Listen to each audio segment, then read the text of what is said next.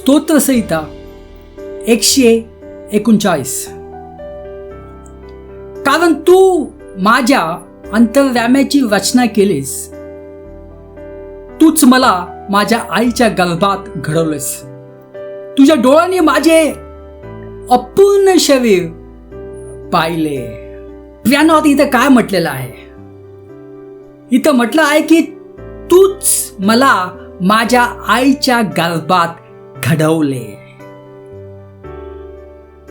जे परमेश्वरने घडवलेलं आहे ते आपण उद्ध्वस्त नाही करू शकत.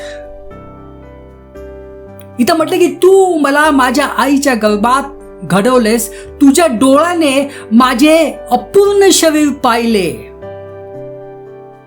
पण त्या अपूर्ण शरीरामध्ये जीव होता. त्या शरीराचा आकार किती पण असू दे, पण त्यामध्ये जीव होता.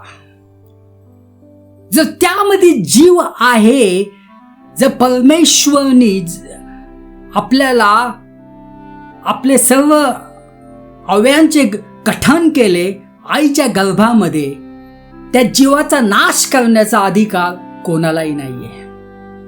आपण दुसरं वचन वाचूया, दुसरे यर्मिया 1:5. मी तुला गर्भात घडण्यापूर्वीच ओळखले होते, तू जन्माला येण्यापूर्वीच मी तुला वेगळे केले होते. प्रियानो, पुष्कळ लोकांना वाटतं की जेव्हा एक बाळ बाहेर येतो तर त्याचं जीवन सुरू होतं. म्हणजे गर्भाशयाच्या बाहेर येतो तेव्हा त्याचं जीवन सुरू होतं. पण प्रियानो, ही चुकीची गोष्ट आहे. पहिल्यापासूनच त्यामध्ये जीवन असतं. भले त्याचा आकार पहिला छोटा असतो, नंतर तो मोठा मोठा होत जातो, पण त्यामध्ये जीवन असतं. जीवनाची सुरुवात होती. म्हणून तर म्हटलं की मी तुला गर्भात घडण्यापूर्वीच ओळखले होते, तुला जन्माला येण्यापूर्वीच मी तुला वेगळे केले होते. जे परमेश्वराने वेगळे केलेलं आहे त्याला आपण उद्ध्वस्त करू शकत नाही. जे परमेश्वराने निवडलेलं आहे त्याचा आपण नाश करू शकत नाही. अनुवाद 30:19. मी तुझ्या पुढे जीवन आणि मृत्यू ठेवले आहे, आता जीवन निवड. प्रियानो, इथं परमेश्वर काय म्हणतो? मी तुझ्या पुढे 2 पर्याय ठेवलेले आहेत. एक पर्याय म्हणजे जीवन, दुसरा पर्याय म्हणजे मृत्यू. तर तू काय निवड? तू जीवन निवड.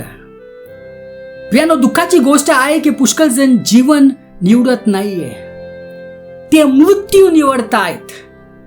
ते दुसऱ्या जीवनासाठी मृत्यू निवडतायत.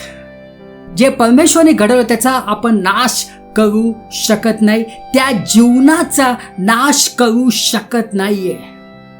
मेडिकल टर्म त्या जीवनाला वेगळे टर्म्स देतात.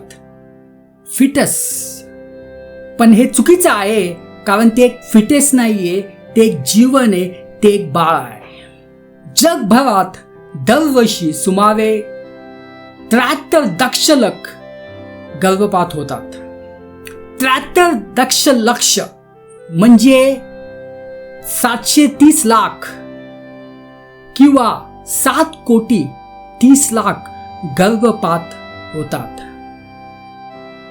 ज्याला आपण इंग्लिशमध्ये म्हणतो अबॉर्शन. अबॉर्शन म्हणजे अबॉर्ट म्हणजे काय? स्टॉप. तर आपण काय स्टॉप करतो? आपण जीवन स्टॉप करतो. आणि परमेश्वराने म्हटलंय की तुझ्या समोर 2 पर्याय आहे. एक पर्याय म्हणजे जीवन आणि दुसरा पर्याय म्हणजे मृत्यू. तर जेव्हा कोणी यामध्ये पडतं तर तो कुठला पर्याय निवडतात? मृत्यू. कारण जे परमेश्वराने जीवन दिलेलं आहे त्याचा नाश करण्याचा अधिकार कुठल्याही मानवाला नाहीये. 730 लाख गर्भपात जे आहे जगभरात होतात. तुम्ही गुगल करा आणि फाइंड करा की ॲक्सिडेंटमध्ये किती लोक मरत आहेत. जे नॅचरल डिझास्टर्स होत आहेत, जसे भूकंप झाले, तुफान झाले, सुनामी झाले, त्यामध्ये वर्षभरात किती लोक मरत आहेत. कॅन्सरने किती लोक मरत आहेत. प्रियानो, ह्या सर्वांचा आकडा याच्यापेक्षा कमी आहे. पण दुःखाची गोष्ट आहे की याकडे कोणी लक्ष देत नाहीये. कारण जगी जे नॉलेज आहे आणि सैतानी लोकांना जे आहे ते डिसीव केलेलं आहे की हे चालतं, काय होत नाहीये, हे काय पाप नाहीये. आणि म्हणून लोक यामध्ये पडतात. त्यांना वाटतं की हे सगळं जाऊ द्या, नवीन जीवन आपण सुरू करू. पण नवीन जीवन जे आहे तुम्ही सुरू करू शकत नाहीये. जीवनभर या गोष्टी तुमच्या मागं लागणार. तुम्हाला आवश्यकता आहे, जे कृत्य केलेलं आहे त्या क्षमेची आवश्यकता आहे. आणि जोपर्यंत त्याची क्षमा मिळत नाहीये, जोपर्यंत तुम्ही येशू ख्रिस्ताकडे येत नाहीये आणि त्याची क्षमा मागत नाहीये, तोपर्यंत जे आहे या गोष्टी तुमच्या जीवनात अडखळ निर्माण करणार. तुमचं जीवन जे आहे, तुमचं जीवन ते बर्बाद होणार आणि तुम्ही कधीही आनंदी असू नाही शकणार. पण जर तुम्ही येशू ख्रिस्तासमोर येऊन माफी जर तुम्ही मागितली, या कृत्याबद्दल येशू ख्रिस्त तुम्हाला माफ कराल आणि तुम्ही एक नवीन जीवन सुरू करू शकता. आता जसं मी सांगितलं की 730 लाख अबॉर्शन्स होत आहेत, पण त्यामध्ये जे काही मेडिकल रिझन असतात. कारण कधी कधी मेडिकल रिझनमुळं कधी कधी आईच्या जीवाला धोका निर्माण होतो, कधी कधी आरोग्यास गंभीर धोका निर्माण होतो, म्हणून ते केलं जातं. तर ही गोष्ट आपण समजू शकते. कधी कधी गर्भातील स्थिती विकृत होऊन जाते, ती स्थिती आपण समजू शकतो. त्याची जी टक्केवारी जी आहे, जी वैद्यकीय कारणे आहेत त्याची जी टक्केवारी आहे, त्याची टक्केवारी जी आहे 2 ते 7 दशलक्ष आहे.